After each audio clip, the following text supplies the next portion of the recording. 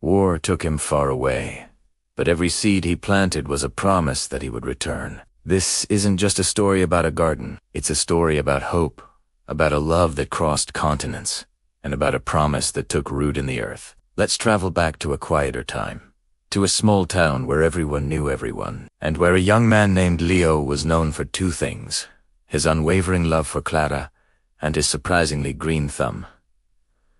Leo wasn't your typical gardener. He was strong, practical, and had a laugh that could be heard from across the street. But in his hands, the most delicate seeds would find life. He and Clara had grown up together, their friendship blossoming into a love as natural as the sunflowers that followed the sun in his backyard. Their future seemed as bright and certain as the morning glories that opened each day. They planned to build a life right there, surrounded by family, friends, and a garden that would grow with them through the years. But the world had other plans.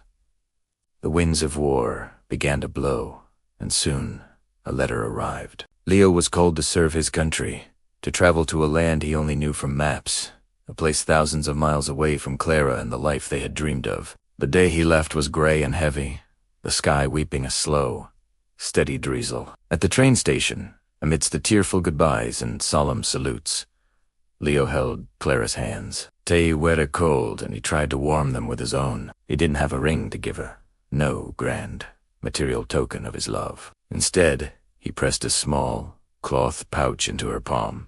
It was lumpy and soft. "What's this?" she asked, her voice barely a whisper. He smiled, a sad, gentle smile. "It's a promise," he said. "For every month I'm gone, I want you to plant one of these. When the last seed is in the ground, I'll be home. Look after them for me. Look after our future." Inside the pouch were 12 small, carefully wrapped paper packets. Each one contained a different kind of seed. There were zinnias, marigolds, forget-me-nots, and even a few vegetable seeds. It was a piece of his heart, a piece of their shared dream that he was leaving in her care. As the train pulled away, Clara clutched the pouch to her chest. It was all she had left of him. The first month was the hardest. The silence in the town was deafening. The space Leo left behind felt like a physical void. Clara would walk past his family's house, seeing the garden he had so carefully tended now starting to look a little wild. With a heavy heart, but a determined spirit, she went to the small plot of land behind her own house, the one they had always talked about turning into their garden. She unwrapped the first packet of seeds. Marigolds, a symbol of passion and creativity. With Leo's gardening tools, which his mother had insisted she take, she prepared the soil. She could almost hear his voice, guiding her, telling her to loosen the earth, to give the seeds room to breathe. As she covered them with soil and gave them their first drink of water, she wasn't just planting seeds, she was planting hope. Letters from Leo started to arrive. They were censored, of course, with black lines striking out a reality she could only imagine. But between the lines, his love for her shone through. He wrote about the foreign stars, so different from the ones they used to watch together. He described the strange plants and birds, always relating them back to their home. And in every letter, he would ask, "How is our garden?" The second month, Clara planted Cosmos. As she worked the soil, her neighbors started to notice. Old Mr. Henderson, who had the best roses on the street, offered her advice on keeping pests away. Mrs. Gable from next door brought her a glass of lemonade, just as her own mother would have. The garden was becoming more than just Clara's project. It was becoming a point of connection for a community holding its breath.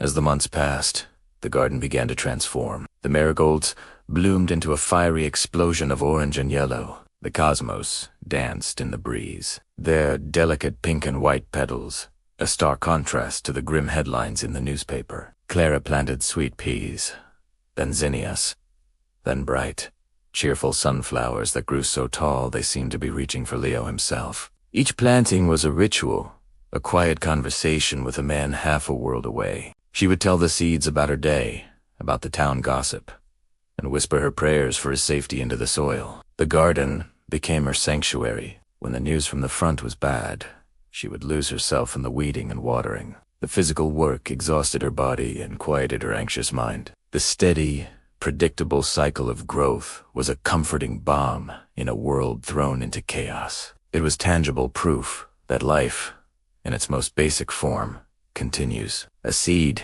given soil, water, and sun, will grow. It was a simple truth she clung to. The community rallied around her and the garden. Children would stop by to see what was new, their eyes wide with wonder at the vibrant colors. Other women whose husbands and sons were away found solace there. Too, they would bring their own seeds, adding to the patchwork of flowers and vegetables. The garden, started as a private promise between two lovers, had blossomed into a symbol of collective hope for the entire town. It was their victory garden, a testament to their resilience and their unwavering belief in a brighter future. It was a living, breathing prayer for the safe return of all their loved ones. Winter came, and the garden slept under a blanket of snow. The letters from Leo became less frequent. Clara's heart ached with a worry she rarely spoke aloud. She kept his letters in a box, rereading them by the fire. His words, a lifeline. She spent the cold months planning, poring over seed catalogs, dreaming of the spring. She had 3 packets of seeds left. When the snow finally melted and the first crocuses peeked through the cold earth, Clara felt a renewed sense of purpose. It was time for the 10th packet. Forget-me-not. The name itself was a plea. As she planted the tiny blue flowers, the war newsy on the radio began to sound more hopeful. The tide was turning. Was it possible? Could the end be in sight? The 11th month? Clara planted morning glories along a trellis they had planned to build together. Her father helped her construct it, his movements slow and deliberate. He didn't say much, but she knew he understood. The entire town was watching the garden, watching Clara. Her faith had become their faith. As the morning glories began to climb, their trumpet-shaped flowers opening with the dawn, it felt like a celebration. And then it was time. The 12th packet. Clara's hands trembled as she unwrapped it. Inside were the seeds for a climbing rose, the kind her grandmother used to grow. She had saved the best spot for it, right by the porch swing where she and Leo had spent so many summer evenings. As she carefully placed the last seed into the rich, dark earth, a profound sense of peace washed over her. The promise was fulfilled. She had kept her end of the bargain. Now, all she could do was wait. Weeks turned into a month. The war was officially over, but the world was still holding its breath. Soldiers were coming home, but it was a slow, agonizing process. Every time the train whistle blew, the whole town would seem to pause. Clara kept busy in her garden, which was now a breathtaking tapestry of color and life. The marigolds were a sunset on the ground. The cosmos swayed like dancers, and the sunflowers stood like sentinels, their faces turned to the east, as if watching for his return. The forget-me-nots formed a carpet of blue, and the morning glories greeted her each day with a fresh display of purple and pink. One hot afternoon, as Clara was watering the new rosebush, she heard a familiar sound.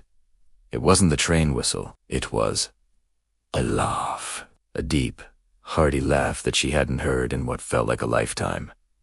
Her heart stopped. She turned, her watering can falling from her hand. Standing at the edge of the garden, leaning on the fence, was a man in a worn uniform. He was thinner, and his eyes held a story she knew she might never fully understand. But his smile was the same. He was Liao. He didn't rush to her. He just stood there, taking it all in. His gaze swept over the riot of color, the thriving vegetables, the trellis heavy with morning glories. He looked at the sunflowers, the forget-me-nots, and finally, his eyes landed on the small, hopeful leaves of the new rosebush. "You did it," he said, his voice thick with emotion. "You kept our promise." Clara couldn't speak. She could only run. And as they met in the middle of the garden, surrounded by the life they had nurtured from so far apart, she knew they were finally home. The seeds he had left as a promise of his return had grown into a garden, and that garden had guided him back to her. It was a testament not just to their love, but to the enduring power of hope. Every flower, every leaf, was a word in their story.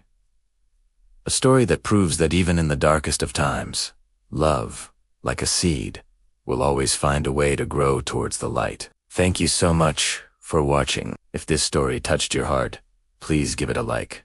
and consider subscribing for more stories of hope and human connection. We'll see ya in the next video.